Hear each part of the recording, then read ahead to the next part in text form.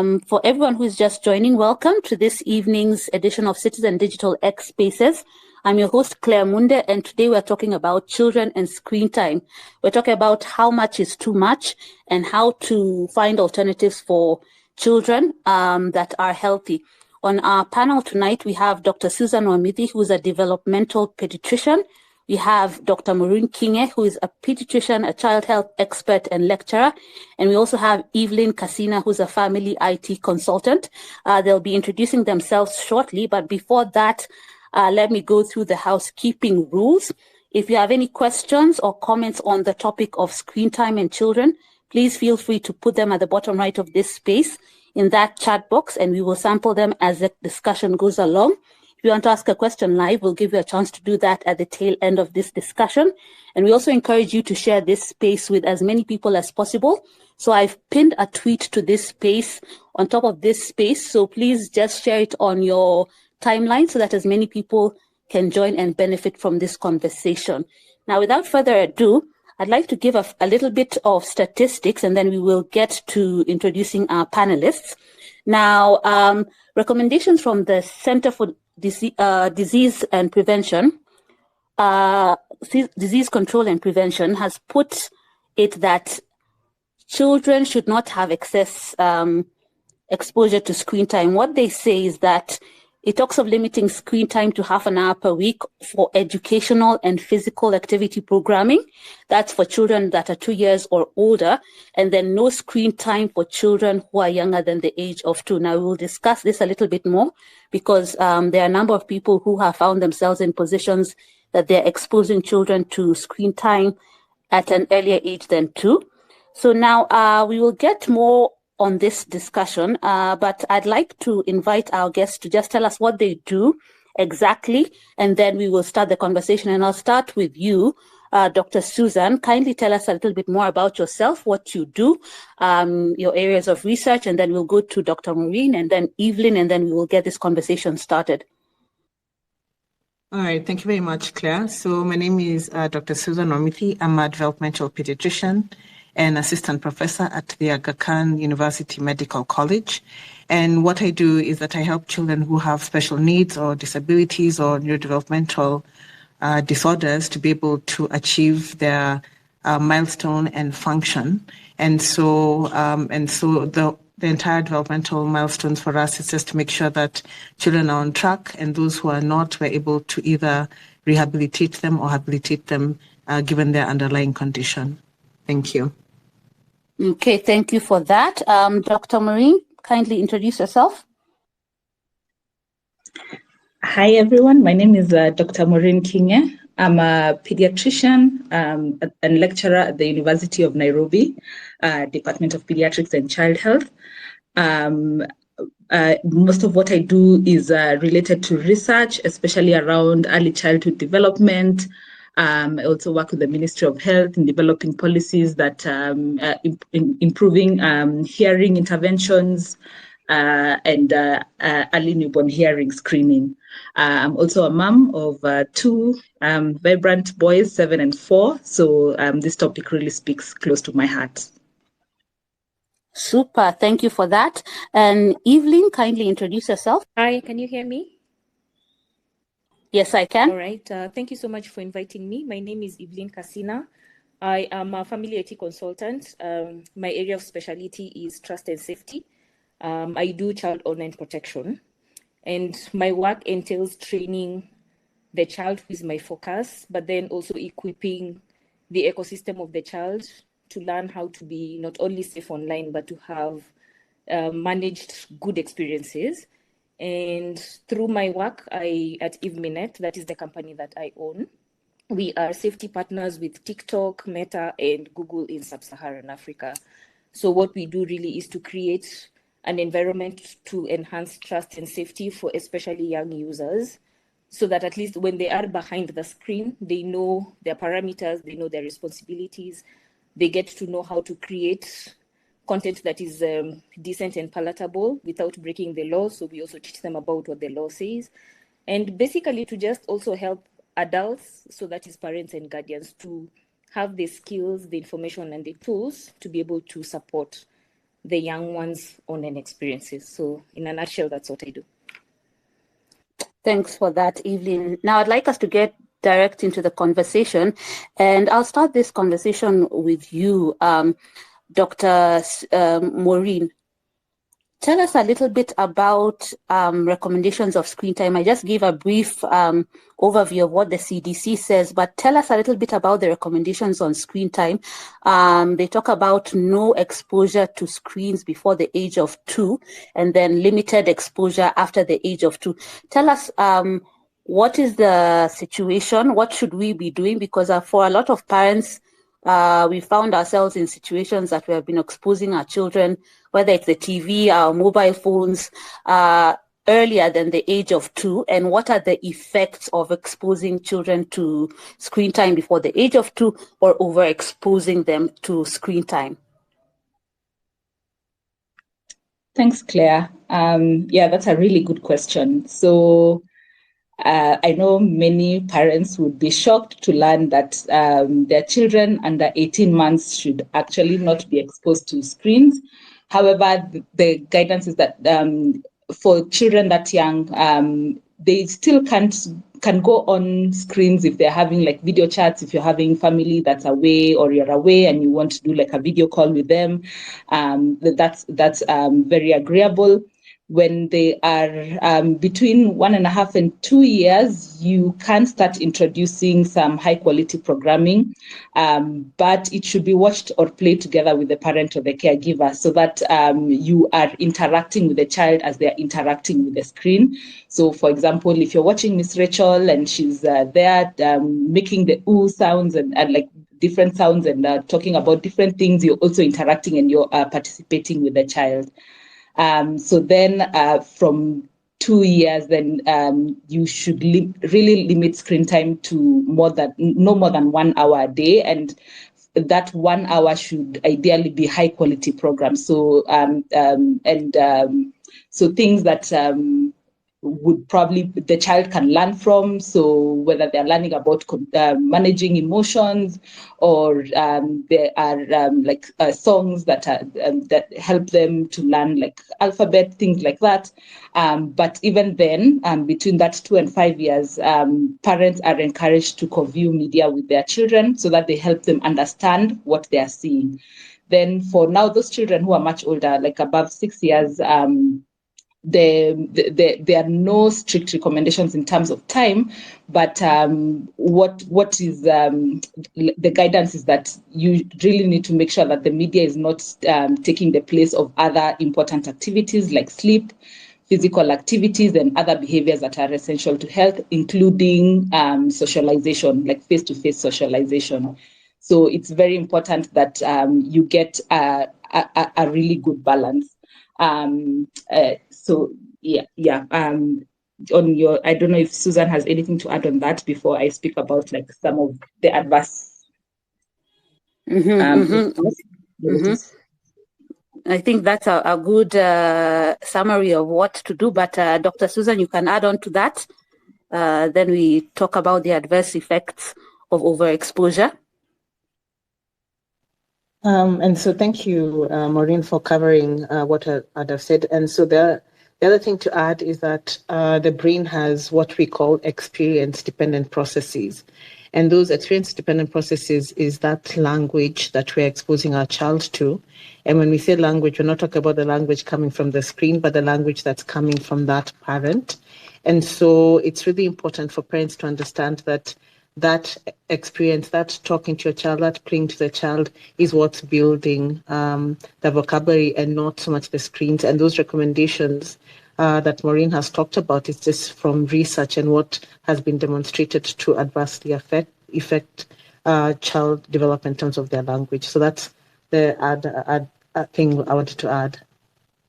Okay, thanks for that. And Dr. Maureen, you talked about like video calls. So video calls are okay. What we're talking about is like just passive watching of a screen. So if you're away from your child and whatnot, that does not count as screen time. Is that what you're saying?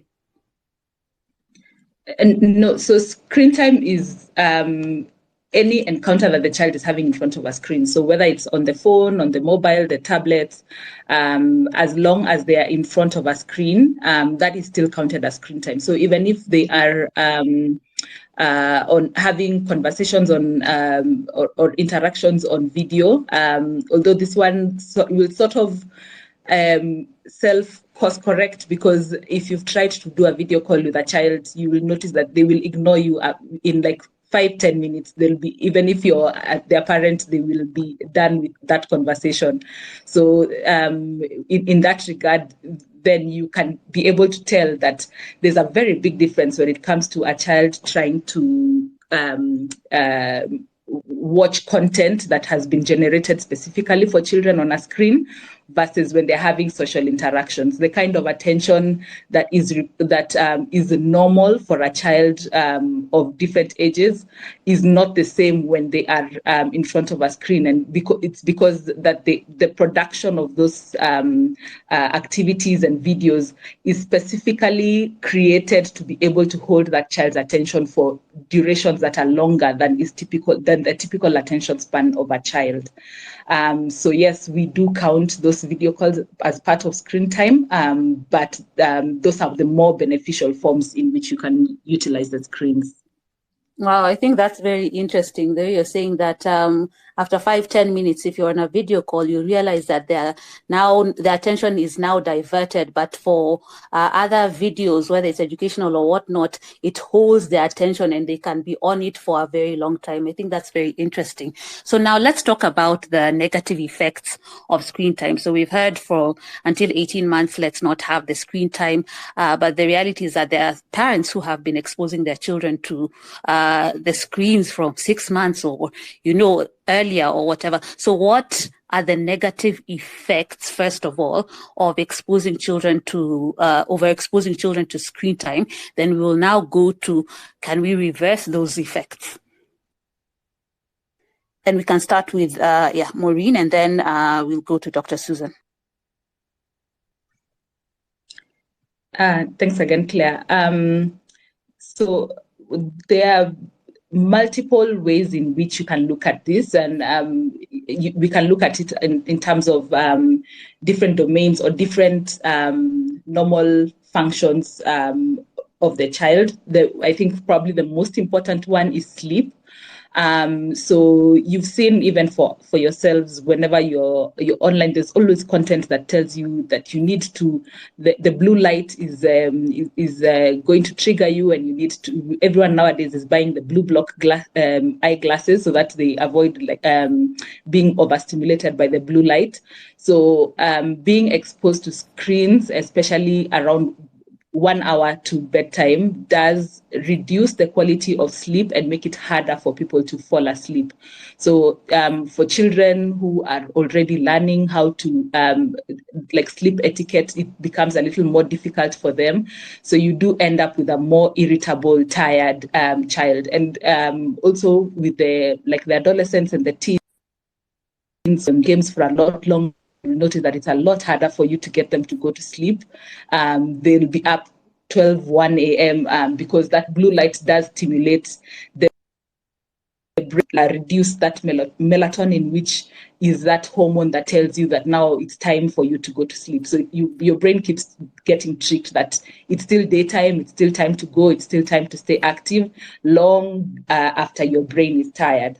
Another way in which that you'll notice probably your child's mood is getting irritated, overstimulation. The way a lot of the children's content is created is in a way that it is made to keep them stimulated and alert for long periods of time, and it has like a sort of reward system. So everything keeps escalating and keeps staying on a really high. So it keeps producing this nice feel-good hormone. Once you separate them from that screen, you get a child who's angry, they are irritable, they're throwing tantrums. So often the natural reaction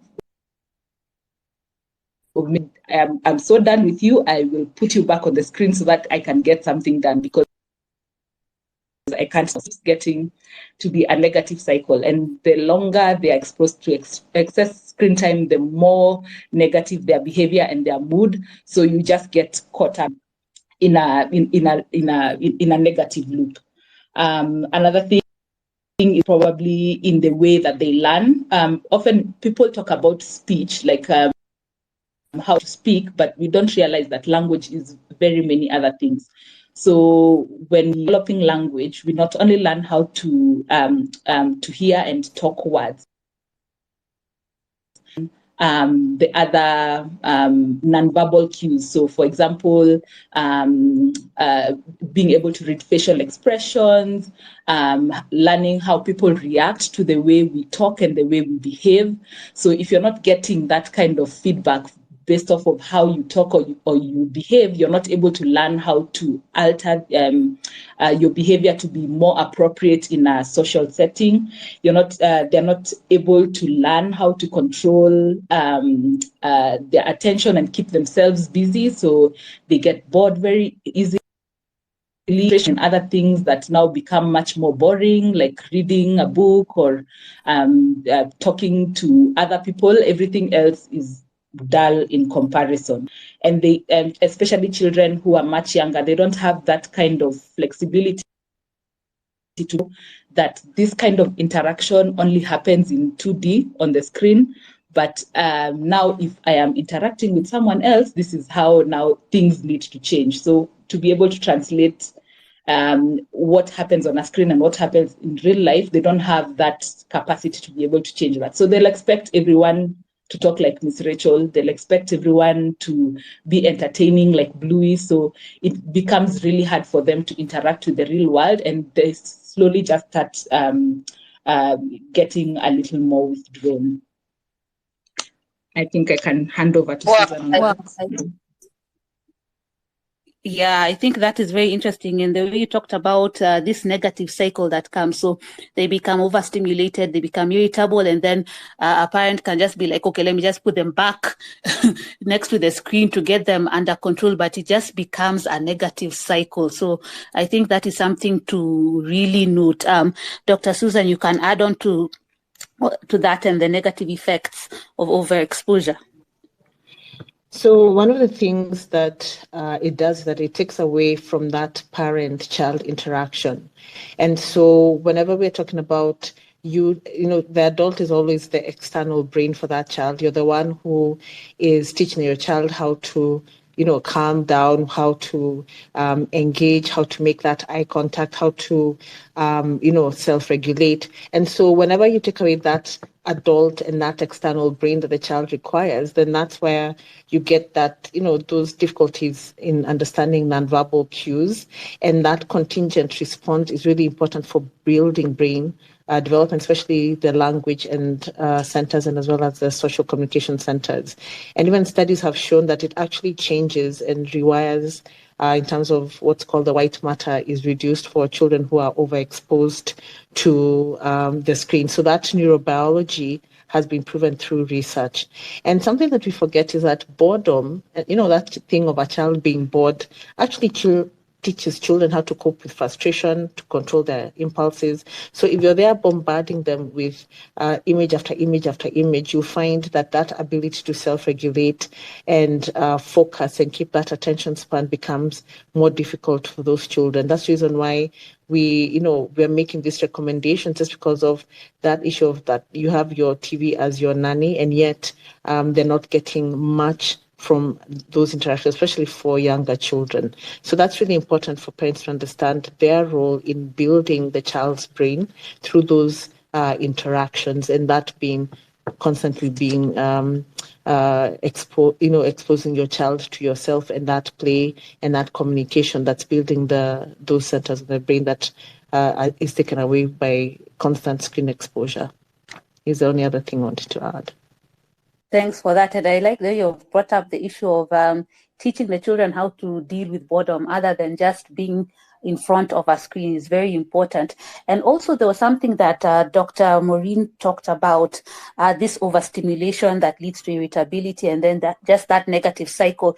Sometimes there is a child that can be irritable, and now you have not yet narrowed it down to it has been too much screen time, because there are sometimes you're thinking, is it hunger? Is it inability to sleep? How do you narrow down to, okay, this could be a pointer to this child has been overexposed to screen time? Dr. Susan, is there a way you're like, is this hunger? Is this sleep? Is this now screen time, the effect of screen time? And that's a really good point, Claire, where, being unable to read your baby's cues is because you're actually not spending quality time for your baby.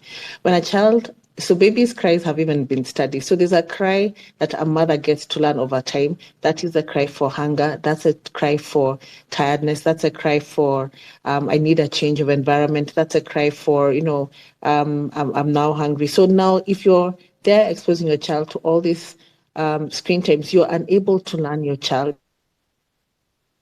they are giving out. And so it's really important for parents to, as you're, seeing, and sadly for those who have been exposed to screen times, you have to figure out, now my child is starting to rub their eyes. What does that mean?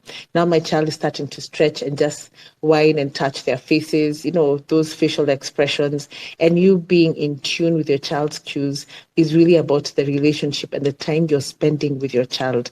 Because, we are not touching on the addiction by adults and parents to their own, to the screen times that are affecting even the ability to spend quality time with their child and learn their child those cues, that body language, that facial expression, that grimace, the tears, the stretching.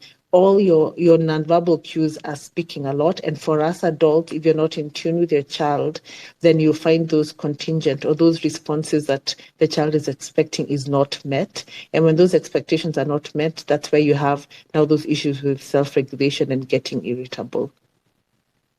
Thanks for that. So it's just important to just build that relationship. So as you said, there are different cries that mean different things.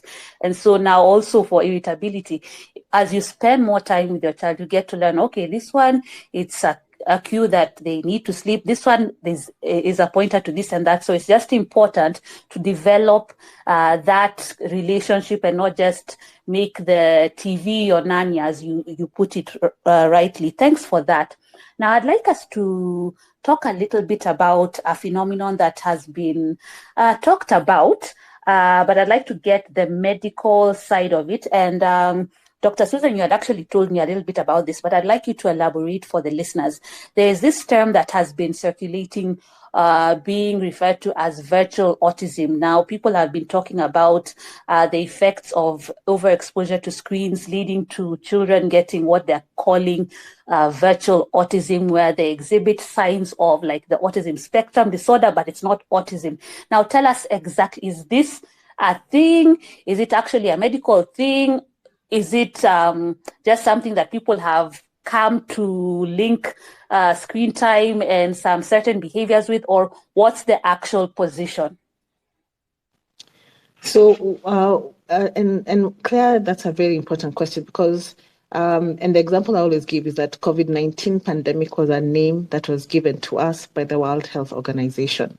And so for us in the medical world, and especially for pediatricians, we know we have two usual classification systems for autism. So there's the International Classification of Diseases, the ICD, what's called 11, which came into effect in January of 2022. So all the medical terminology and terms for us, they are standardized ways we describe disorders or conditions. The other manual that we use is called the Diagnostic Statistical Manual of Mental Health Disorders, or the DSM-5. So those two classification systems are known all over by medics as this is the correct terminology because of this condition that's been studied. It is true. Research has shown that children who are overexposed and are not getting that interaction may have issues with emotional regulation, with their delayed language development. But when you start placing everything under virtual autism, because even when I look at the different papers, you find that the evidence is not really been well studied, because you can't do a study in Nairobi and generalize it for a study that is in India, or a study that is in Europe and try to generalize it here.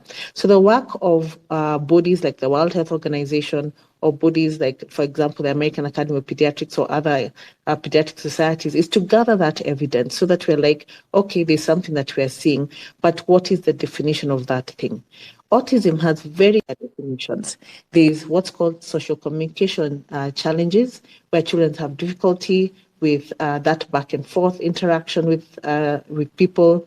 There are issues with nonverbal communication and issues with understanding relationships. So you'll find a lot of that terminology is pegged on only looking at what's called criteria A, which is the social communication challenges.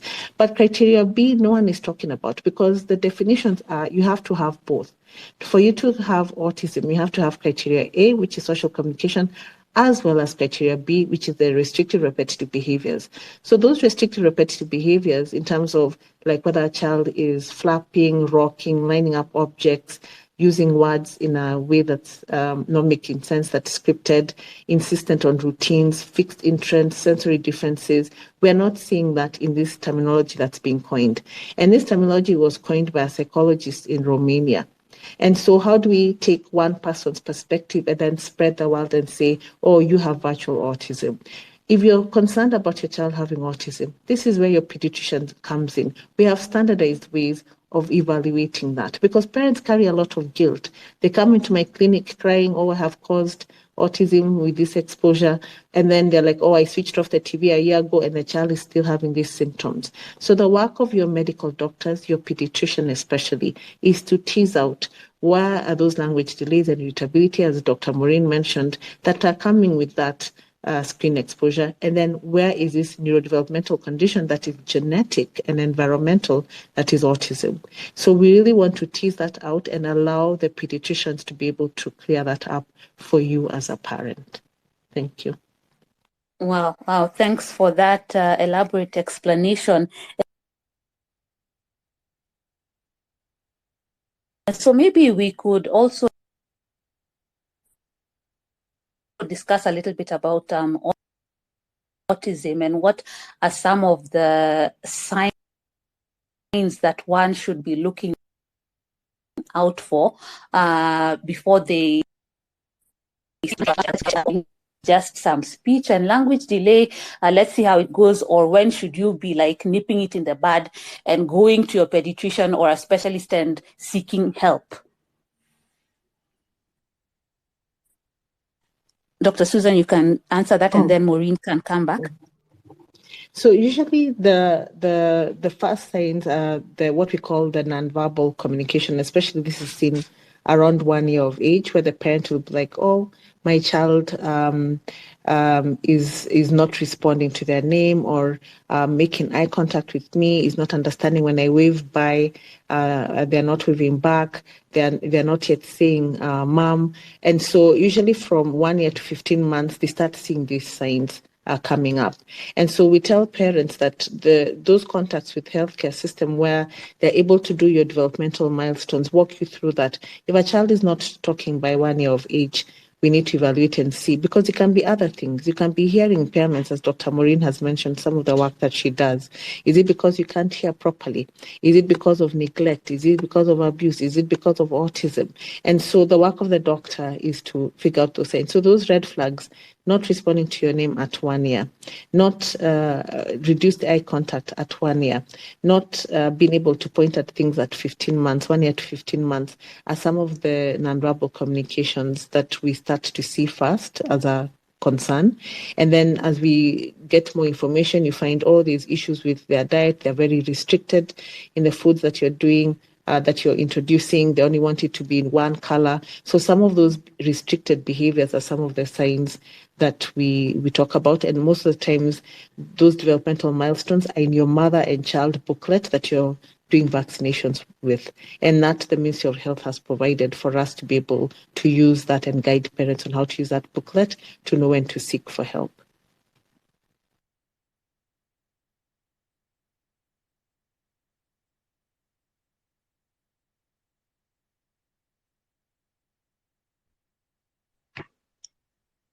Yeah, I think Susan has summarized it really well.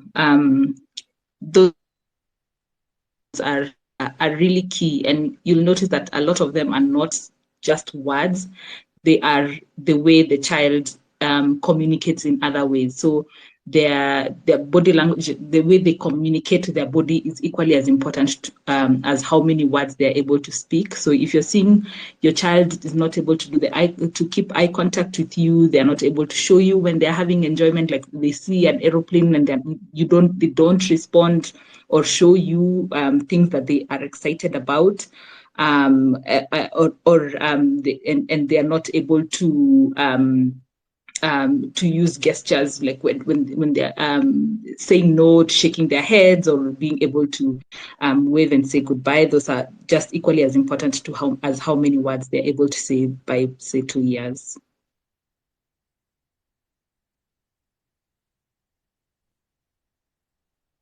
Okay, good. I think it dropped off at the point where you are explaining some of the signs to look out for, to tell if there's a problem, if there might be autism, or if there might be an issue with speech and language delay. There were some technical hitches, so you are in and out. So if you could kindly go through those again, the signs to look out for speech and language delay, and when you should wait it out and when you should actually seek help.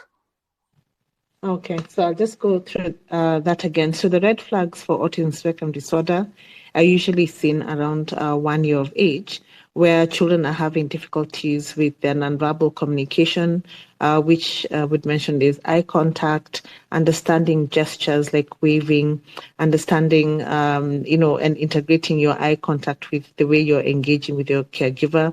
They have difficulties with understanding relationships, and sometimes the mother will say, "Oh, he's not trying to be hugged. He doesn't want to be hugged or touched," or even that aspect of what we call joint attention, like trying to get your attention on something by pointing and trying to share your world with your parent.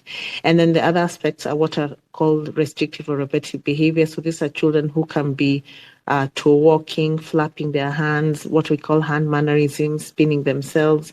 They're echoing the words that you're saying back to them in not a meaningful way, or have very rigid behaviors and restricted in their diet. There are certain foods they refuse to eat and spit out, or they want it the same color.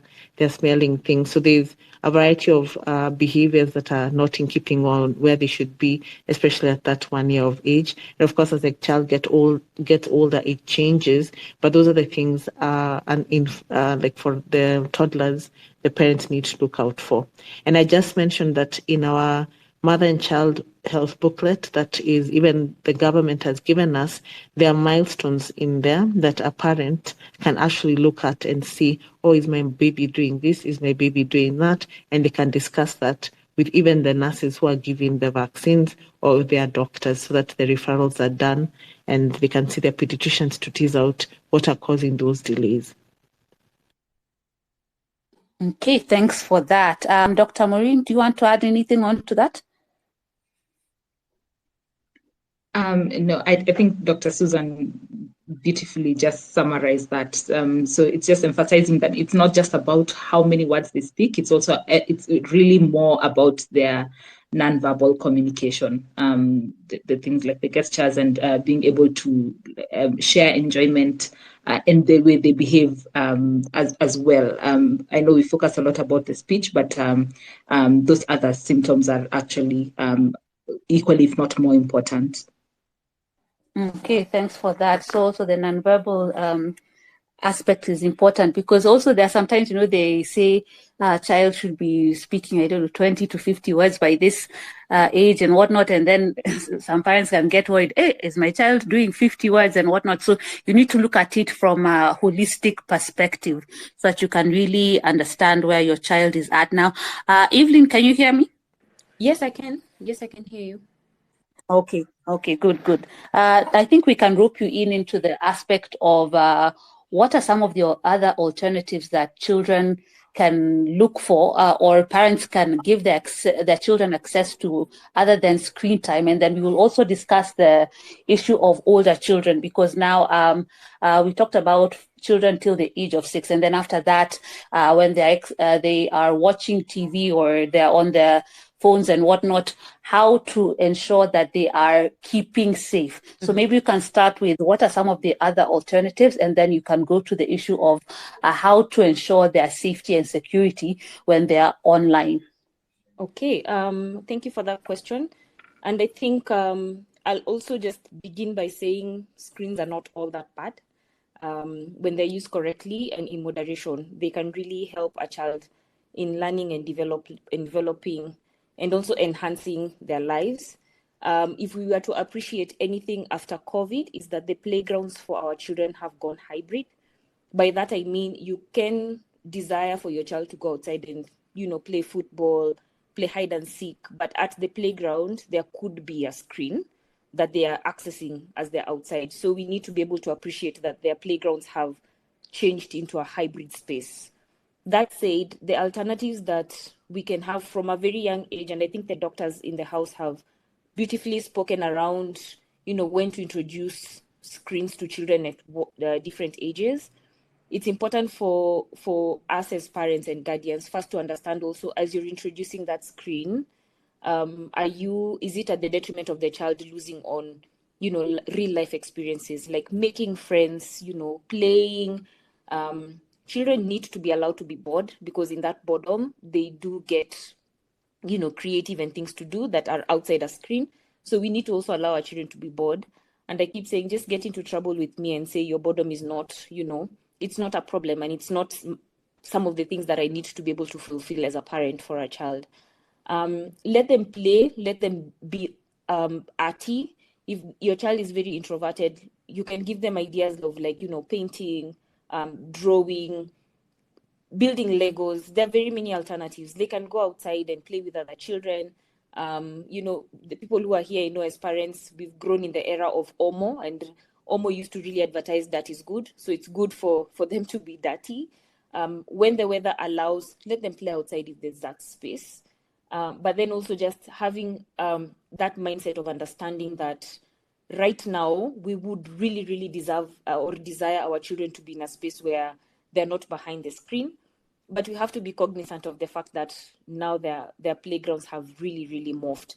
So one of the things that during COVID and then post this COVID space that we find ourselves in is if you are going to introduce the screens to your children from whatever age, first start asking yourself, is my child actively engaging the screen? Is it passive, or is it for communication?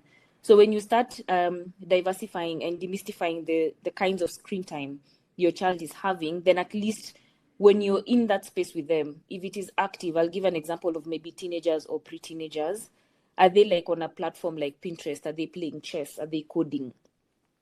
In such a way that, yes, a child is having a communication with the screen. They're not just seated there like being on Netflix and just binging on a movie.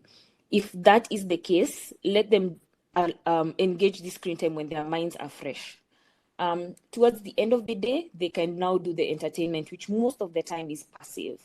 Then, of course, for those of us who have allowed our children to be on social media, or your child at home has access to a screen for communication, then that is the third part where, yes, they are on the screen, but they're using this screen for communicating with the parents or people that you have, had a consensus around the communication. So when we have that appreciation, I think then we are able to start guiding them and guiding our mindsets also into appreciating the spaces have changed. Okay, thanks for that. And what I keep on hearing is that boredom is not a bad thing. You just need to help your child understand that there are ways of coping with that boredom, and it's not just about staying fixed on a screen. There are ways to manage it. So it helps teach them other things. So thanks for that. Now, I'd like us to talk a little bit about jargon, something that is sometimes referred to as jargon or baby talk. So they say sometimes as your child is learning how language and speech they start off at an early age, just it's not a word per se, but it's, baby talk. And then sometimes they continue that way, and it's cute. So you might end up mimicking what they say. But then there are people who say that, okay, that is not what you should be doing, because it's like you're reinforcing that word. So let's say they are saying shoe, and they say chew. So now you think it's cute and you just go with the flow like chew. So maybe, Dr. Susan, you can talk to us about that. Is it wrong for parents who are now having their children start to develop their speech, mimic this baby talk? Is it reinforcing the wrong thing, or should you now be saying the right thing over and over and over again until they realize shoe is shoe and shoe is not chew? Agreement with what you said, Claire, shoe is not true. So it's important for us to model the word for the child. Of course, they'll start off with approximations, and then as they start off with like vowels, then consonant vowels, and then they start combining. So you modeling the right word is actually beneficial. And just to mention that it's good to have a home language. So if you're teaching shoe today, then tomorrow you're teaching it in Swahili, in Taita, in Luya. You find that sometimes the child will get confused. So you pick a home language, so that's the home language that you're using to label that thing. But I'm not for the baby talk from the parent. It's just good to teach the right word using the home language. Okay, thanks. And I like that thing about the home language, because, also sometimes parents are saying that, I want them to know their English, to know their Kiswahili, to know their another language. So ideally, until what age should they be having that one language so that they don't get confused? Ideally, it's until they start school. So I always tell parents to go back to your childhood. We spoke our home languages until you entered that kindergarten. So if the home language is well established, then now incorporating other languages makes that easier for the child. And those have been demonstrated in studies. Yeah. Okay. That's quite interesting. Thanks for that. Now, Evelyn, we can rope you in a little bit about how to now monitor what your child is watching, because as Dr. Susan and Dr. Marine said, that even when they're watching those screens, you should be there. You should be seeing, okay, what are they actually watching? If it's that educational content, it should not just be that you've put on that screen and you've left them to their own devices. So now, how do you also make sure you've put controls, whether it's on your mobile phone, on your television, to ensure safety also for children? Because, there's so much on the internet sometimes, and your child could just take your mobile phone, before you know it, they have gone to an app, and then there's all kinds of things that they can land on. So how do you make sure that there's safety and security? All right, so allow me to just break it down in the two age categories. For the children are under the age of 13, monitoring is recommended. I say monitor to learn what your child is doing, so that you can support their experience. Don't monitor to vilify them. Yeah, there's a big difference. So that as you're finding out, yes, my child is watching content that is not appropriate, age appropriate, you're using that information to assist them, not to vilify them. And so for children under 13, one of the first things that a parent listening to us today can do is to first start doing a very quick inventory on the gadgets that are around the house. I have 5 gadgets that are data enabled or can get onto the internet. How many of these 5 gadgets does my under 13 have access to? So let us say there is a smart TV. Then look at what the smart TV has. All TVs, especially smart TVs, they do have like inbuilt software that can help you with the privacy of that particular gadget. It's like your phone. And then now, if they're getting onto applications, they are called video on demands. Like now, they will be on Netflix, they'll be on Showmax. These particular applications do also have parental control. Allow me to use Netflix as an example. You can have a Netflix account registered to an adult who is the parent or a guardian, and create specific accounts for your children based on age. It will also give you an opportunity to filter the kind of content that you want your child to watch. For instance, you don't want violent stuff, but you don't want the way that you're saying here, the baby talk. So you don't want those mellowed down to baby talk. So you can actually curate the kind of content each particular child is watching in your house, so that if it is according to age or according to thematic areas, then you have that opportunity. I'm going to say this with a lot of love. It might not come out as loving, but I always say that adult phones are not for children's eyes. I have justification for that.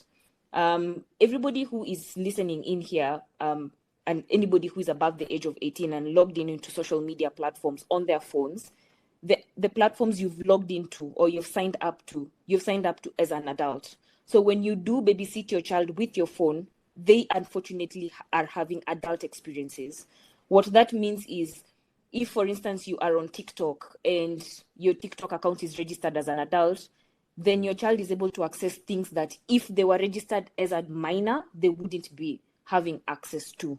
So under 13, first, they're not supposed to be on social media. So actually, adult phones are not for children's eyes is justifiable because they are accessing social media when they're not of age of social media.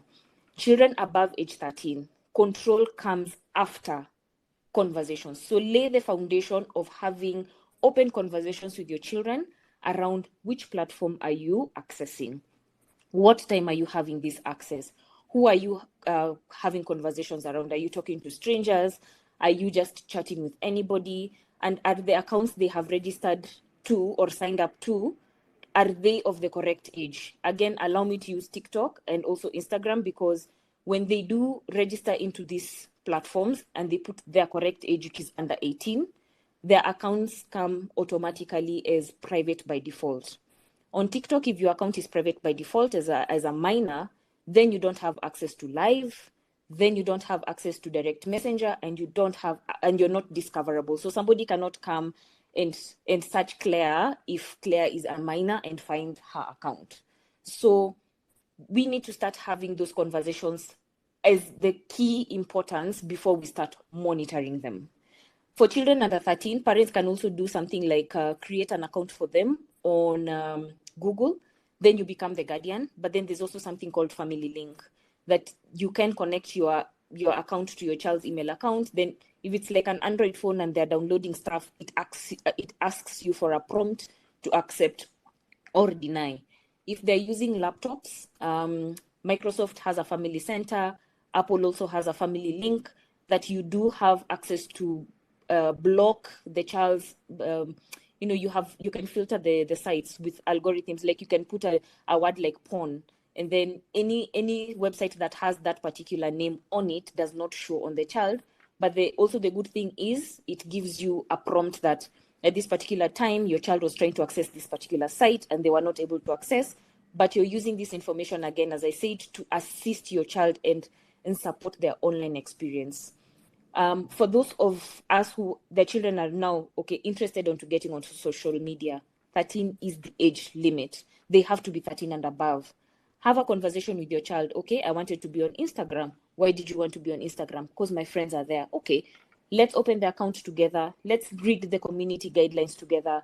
Let us look around the parental control. So when we are putting it, the child is not feeling like you're the police monitoring them, because what has happened is there are parents who would come and say, Evelyn, my child does not watch certain things. They're not on certain platforms and I follow them.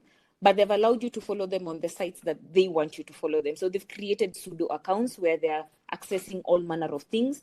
But the saddest thing is that they're putting you on the periphery. They're not allowing you in their space.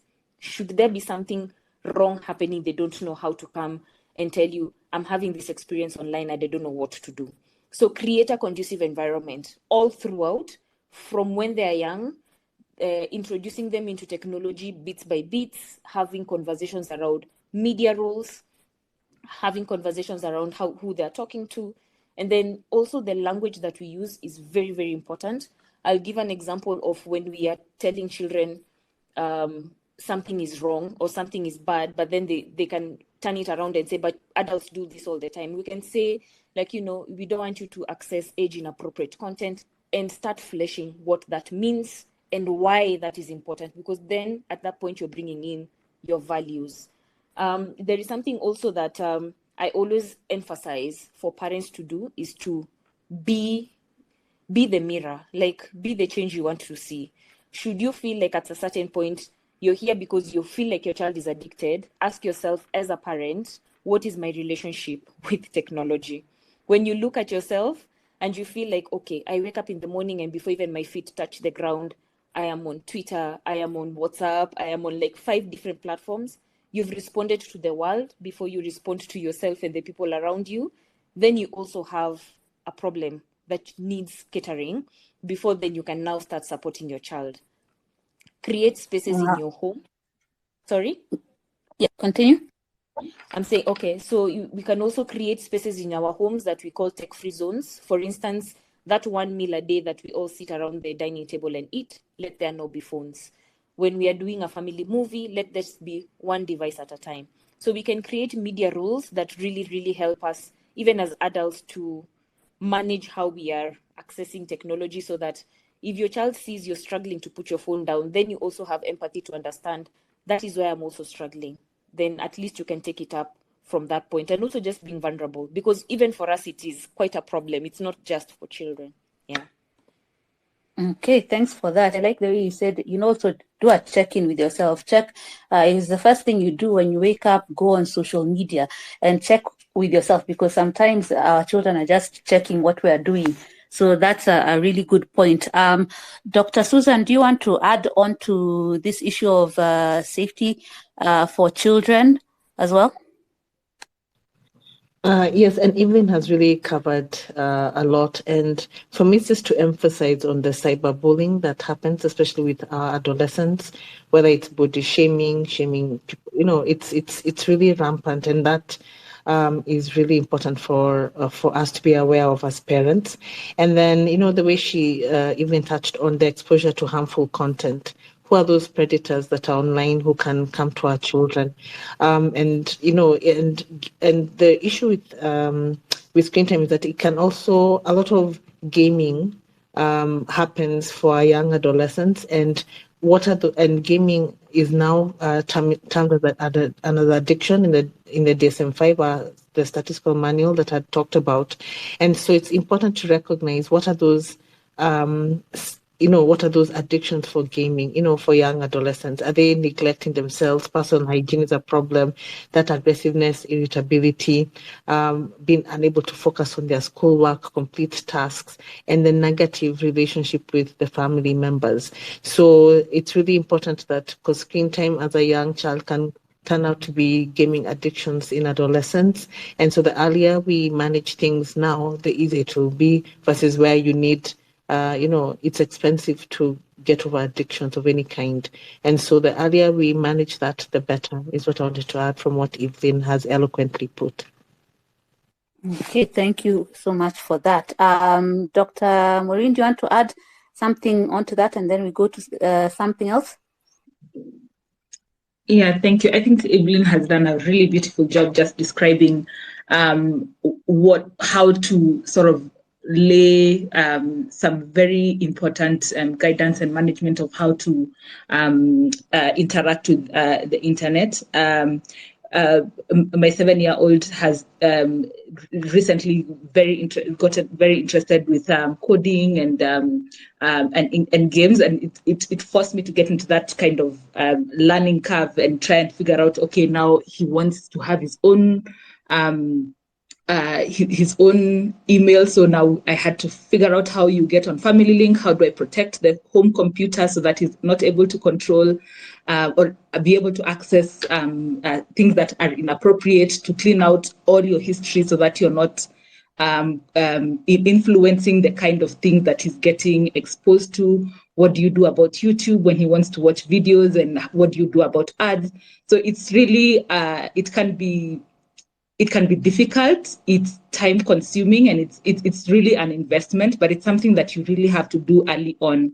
The other thing is the relationship that you have with your child. If when they're younger, you really view interacting and communicating with your child as something that is quite unpleasant. A lot of the reason why we get into the excessive screen time is we don't know how to integrate children into our daily activities. So when they were younger, they're a toddler, and you're cooking or you're washing dishes, do you chase them out of the kitchen and try and figure out what they're going to do in another corner as you're on this corner? What do you do when you're doing laundry? Are you able to integrate your child? If you're doing dishes, are you letting them bang with the plastic plates and cups on the floor? As you're doing laundry, do they have their small basin there, and are you having conversations with them? So then that morphs and just develops into a relationship where you have open communication, and you have a relationship where they feel that you have their best interests at heart, and it becomes a lot easier for them to communicate negative experiences, because they now view as the way that they are able to help regulate when they're not able to regulate themselves. So if they're having something that's frightening or angry or confusing, they will naturally come to you to be able to regulate them and bring them back to normalcy, or be able to explain what is making them feel the way that they are. So it's not something that you can automatically now start doing when they're 13 and now they're trying to get on TikTok. If for those who have younger children, it's really important that you nurture that relationship early on. Thanks for that. Really important to nurture the relationships as early as possible, so that you're not now struggling to do it when they're older, they're now teens. Thanks for that. Now, I'd like us to address one more thing, and then I will go to a question that one of the listeners sent. Dr. Susan, you had talked about using one language and having it as your home language. And then when they get to school, they'll start interacting and they will learn other languages. Now, there's a debate on when to start school. And I think it's an important one to mention, because this is a question that has been sent severally before. There are people who have different views on when children should start school. There are people who say that, okay, what are they doing at home? The earlier they start, the better, as early as 2. Then there are others who are saying when you start early, then, the children will get tired and whatnot. So can you give us if there's a medical perspective of when children should start school ideally, or is it just left to what the parent feels is best for their child? So the temptation always is that, when children are supposed to just be learning a functional language, like I want water, give me milk, and then you're there trying to force ABCs and 1, 2, 3s. You'll find that aspect of the day-to-day functional communication where their needs are being met are not addressed. And so I have, we have to differentiate what is daycare and what is school. In this country, our Ministry of Education have rightly said it's at 4 years of age, and so the rest is just playgroup, a place where you go, especially for those who are only children. You'll find parents are like, I just want somewhere where he can interact with other children. As long as it's clear as to what the playgroup is providing, is it just a space for him to play and interact, especially for places where people are growing up in apartments and you don't have any green grass or any place for a child to go outside and play. Those people go for like twice a week to a play group where there's grass and things like that. So for us, it's just, you have to be clear as a parent, what is my child going to that school to do? Is it a daycare where he's just playing, or is it a place where he's being made to memorize things that he shouldn't be? So learning how to have your needs met is more important than learning the alphabet. And so I always tell parents is that you have to know that 4 years of age is where we're starting our preschool, our PP1s, and then the rest of that has to just be play-based centers. You're learning how to play in the dirt and things like that. Well, I think that's very powerful. It's about functionality. Are they able to communicate if they need that glass of water or whatnot? Instead of, you're really forcing count 1 to 10, count A, B, C, D. So I think that's important to get that distinction between, is it playgroup? You just want them to interact, build their social skills, have an outdoor place to play in the grass so that it's not just concrete if you're living in apartments, as you said. or what is the actual why for you taking your children to that play group and wanting them to start school early. So thanks for that clarification. And Dr. Maureen, do you want to add anything onto that? No, I think Susan summarized it well. It's you have to have an objective whenever you're placing your child anywhere. Especially those first 3 years are usually so crucial, because that's where you learn, like you lay the foundation for 80% of the things that will carry you to adulthood. So if you are getting excited that they're learning multiplication at that age, then you're completely missing the point, because at that point, you should be getting excited that the teacher is telling you, today she shared, today she had a good nap and she fell asleep on her own, or she was able to hold a spoon by herself and feed without making a big mess. Those are like the big picture things of skills that you really want your child to learn.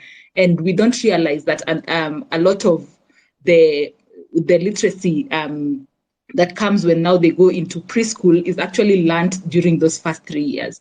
So when your child is tinkering with small objects and they're trying to pick something with their fingernail from the floor, or they're trying to wiggle their finger into places where they shouldn't be, they're strengthening their muscles to be able to write. When they are trying to organize their dolls in a line, they're learning organization, they're learning, that's where they're starting to sort of assign values to numbers.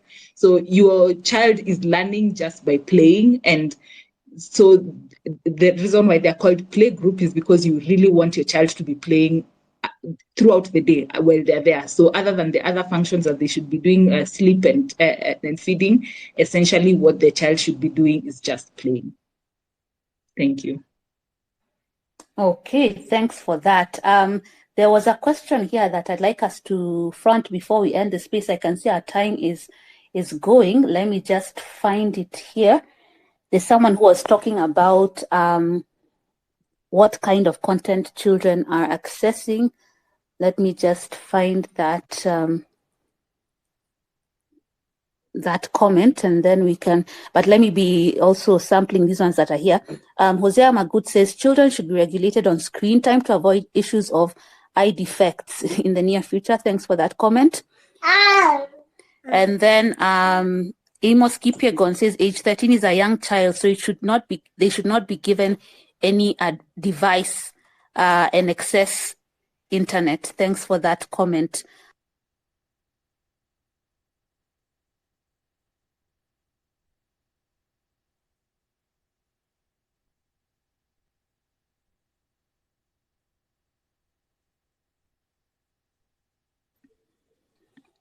So this Abdallah Bajaber is saying, a great session and timely. We also need to address content. Are there international ratings applicable to us? Is a video by a 7-year-old girl asking for expensive gifts and opening them on screen, sending any message to our young ones? Evelyn, I don't know if you can address that.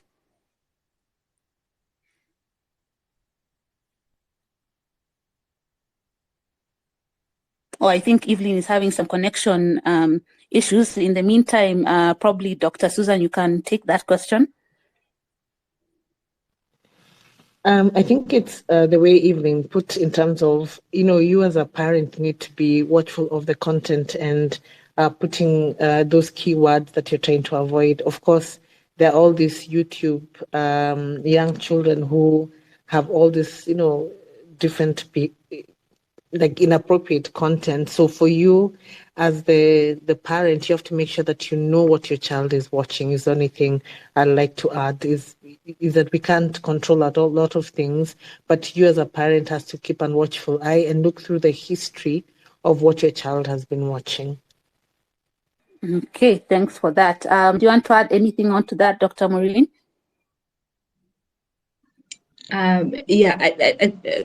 It's harder finding out what to let them watch. It's easier to figure out how to spot content that is not great, especially for them, this early to middle-aged children. So if you're finding videos that are really fast-paced, so they are quick cuts, there's always something new happening every 5 seconds, those can be like increase their heart rate and be very exciting, and they're more addictive. When for the toddlers, the Cocomelon type videos where you have like bright, high contrasting colors, loud repetitive sounds, those can maintain the child's attention for artificially long and can be really overwhelming and too intense for young viewers. With the video games, the things that are very addictive is the constant action and movement without any breaks or slower moments, and also with some of the videos that the middle-aged children watch.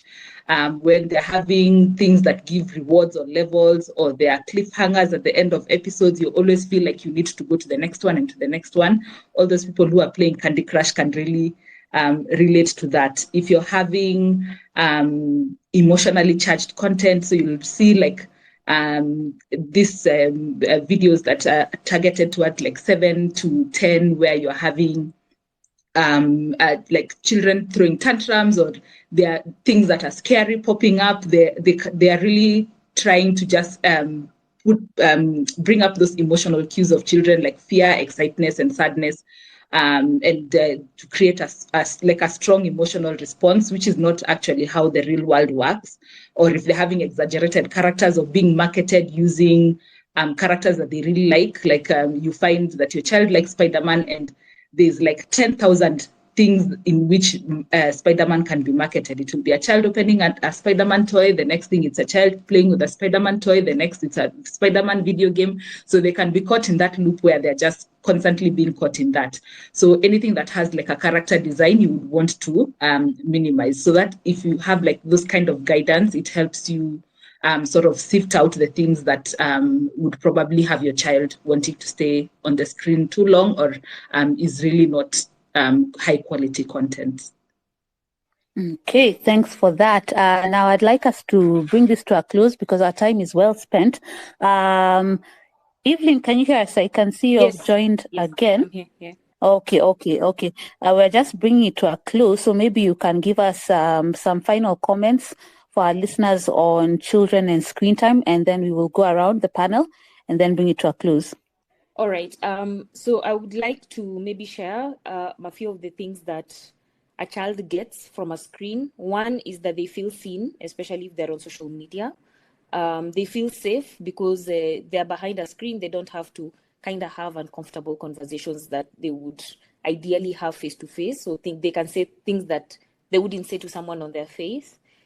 They do feel successful because like maybe if they're posting something and people are liking and collaborating with them, that is something that they get from a screen. The very young ones are soothed by screens. And for some of them also, they feel very significant when they are on the screen, because at least even within their peers, they can say, oh, you know, I'm on this platform, even I'm playing this particular game, and it is part of a community that they're building. So we need to always find a collaboration with our children in the sense of be interested in what your children are interested in. Don't be that parent or guardian who says, but I'm not on that platform. I don't like this platform. I mean, if it is your child's playground, be interested so that at least you can be able to manage their experiences in case something were to happen. As we're talking about the kind of content that they consume, there is a site, and I think I'll maybe post it on the comments, called commonsensemedia.org. It's a free NGO website that allows parents and also young users to pre-screen whatever content, may it be a movie, a series, a cartoon, a YouTube channel, a platform that they want to join. What it does is it gives you several options. It will tell you if it's something you want to watch, if it has positive messaging, if it has representation, if it has curse language, and what level of age is it limited to. Out of it, you're able to have a decent conversation with your child. Movies that are trending, for instance, and you want to send your child into the theaters to watch, pre-screen it with them. At least based on what you see, you can have a conversation and say, okay, maybe based on our values, this is not something that we would watch. Can we please pick a movie that is, aligned with our values? Always have a conversation that has a why, and don't avoid using words like do not, and you don't fulfill it with a response or a why. Make sure you exhaust to a point where your child is understanding, so that they're not curious and they do not know where to take that curiosity to.